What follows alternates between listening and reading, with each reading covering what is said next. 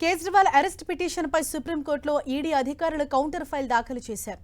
9 సార్లు సమన్లు జారీ చేసినా విచారణకు రాలేదని అఫిడవిట్ దాఖలు చేశారు.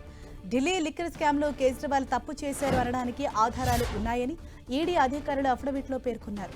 మరోవైపు కేజ్రీవాల్ అరెస్ట్ చట్టబద్ధంగానే జరిగిందని తెలిపారు.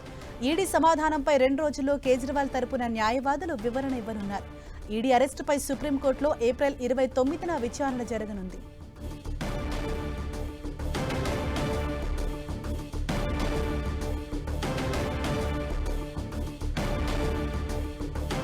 కేజ్రీవాల్ అరెస్ట్ పిటిషన్పై సుప్రీంకోర్టులో ఈడీ అధికారులు కౌంటర్ ఫైల్ దాఖలు చేశారు.